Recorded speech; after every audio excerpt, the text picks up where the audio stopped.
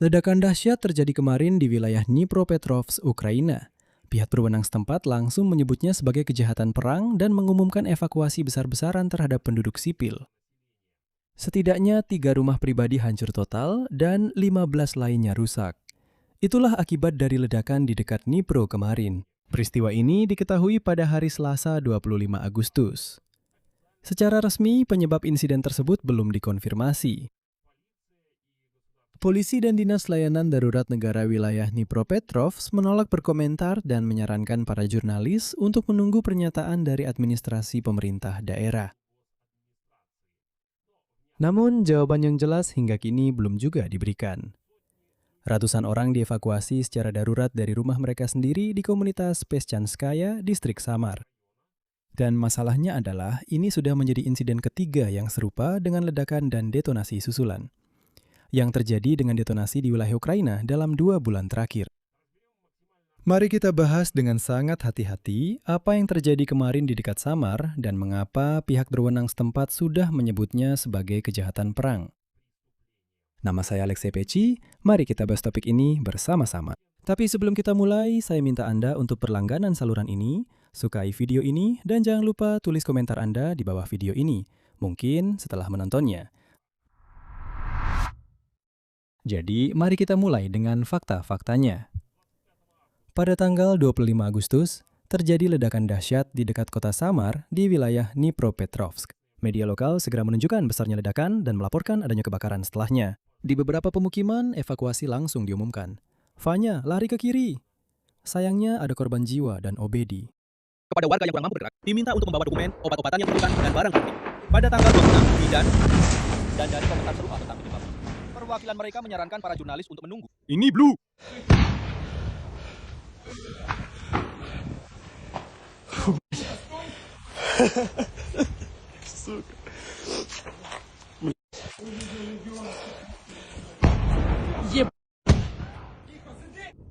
Sayangnya, Ada 1 korban tewas, seorang perempuan, dan lebih dari 10 orang terluka. Hal ini disebutkan dalam pernyataan administrasi negara distrik Samarovska, wilayah Dnipropetrovsk. Evakuasi warga sedang dilakukan dari zona berbahaya, demikian disampaikan oleh pihak berwenang. Warga komunitas Peschanska dan wilayah Starosta Orlovchanska diminta untuk tetap tenang dan secara tegas mengikuti arahan dari pihak berwenang, polisi, dan petugas penyelamat. Dan di sini saya ingin menekankan bahwa secara umum, dalam situasi evakuasi apapun, masyarakat harus tidak mendekati wilayah berbahaya, tidak menghalangi pekerjaan layanan darurat, membantu anak-anak, lansia, dan warga yang memiliki keterbatasan mobilitas, bawa dokumen, obat-obatan yang diperlukan, dan barang-barang penting lainnya. Pada pagi hari, tanggal 26 Agustus, tim investigasi kepolisian, ahli penjinak bom, dan semua layanan terkait masih terus bekerja di lokasi ledakan. Kepala Administrasi Militer Wilayah Dnipropetrovsk, Alexander Ganza, sebelumnya menyatakan bahwa ia bekerja di Peschanka, distrik Samarovski, di lokasi kejahatan perang. Begitulah ia menyebut apa yang terjadi, kejahatan perang. Ganza mengadakan rapat dengan aparat penegak hukum, petugas penyelamat, perwakilan pemerintah daerah, dan dinas terkait. Ia juga melaporkan bahwa 3 rumah pribadi hancur dan 15 lainnya rusak. Orang-orang dari pusat ledakan dievakuasi dalam beberapa menit pertama. Akses ke wilayah berbahaya dibatasi. Banyak media Ukraina kemarin telah mengonfirmasi bahwa pihak berwenang secara langsung menyatakan adanya kejahatan perang oleh Federasi Rusia.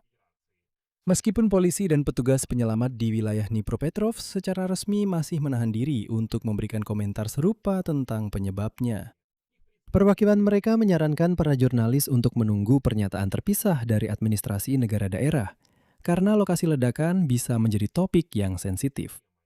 Tidak ada rincian lebih lanjut saat ini.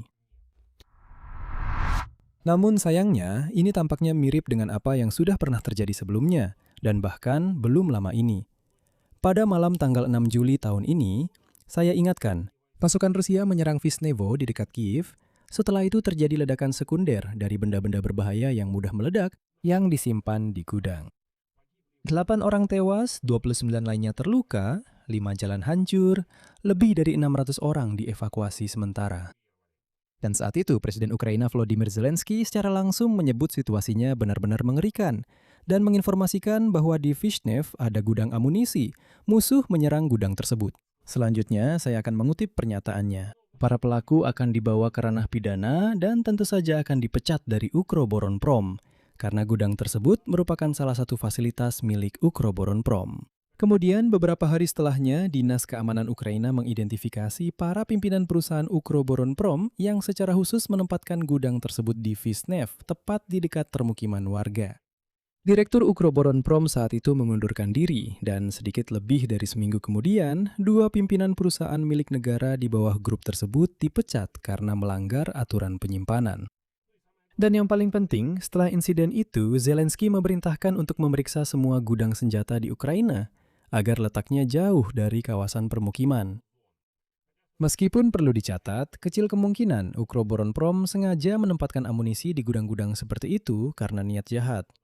Karena gudang-gudang ini di Ukraina sudah ada sejak zaman Uni Soviet ketika letaknya masih di luar kota. Namun, seiring kota-kota berkembang, akhirnya gudang-gudang itu dikelilingi oleh rumah-rumah. Dan perlu saya catat, tidak ada yang menyangka bahwa orang Rusia akan sedemikian merosot sedemikian rupa dan menjadi biadab. Sehingga di abad ke-21, mereka akan memulai perang skala penuh. Namun sayangnya, Vishnevaya bukan satu-satunya kejadian serupa musim panas ini. Pada bulan Juli, di lapangan militer di pinggiran Khmelnytsky, terjadi ledakan amunisi yang tidak terkendali dan berlangsung hampir sepanjang hari. Biro Investigasi Negara melakukan penyelidikan pra-persidangan berdasarkan 2 versi sekaligus. Yang pertama adalah pelanggaran persyaratan keamanan saat mengangkut atau membongkar amunisi, yang bisa menyebabkan ledakan awal dan detonasi berikutnya. Dan yang kedua adalah peledakan atau sabotase yang disengaja.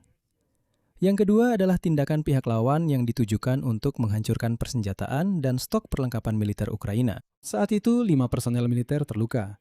Artinya, kita sudah memiliki preseden di mana bahkan penyelidikan resmi pun tidak serta-merta bisa, seperti yang dikatakan, membedakan antara kelalaian dan serangan yang disengaja. Ketidakpastian yang sama persis juga terjadi pada peristiwa hari ini di dekat Samar, wilayah Dnipropetrovsk. Ngomong-ngomong, ledakan serupa di gudang amunisi di wilayah Ukraina juga sudah pernah terjadi sebelum perang skala penuh.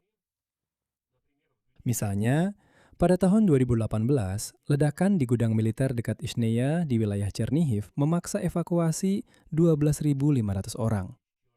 Dan di gudang itu sendiri yang luasnya 682 hektar, disimpan sekitar 88.000 ton amunisi. Jadi, masalah keamanan penyimpanan amunisi di Ukraina itu sudah lama dan bersifat sistemik.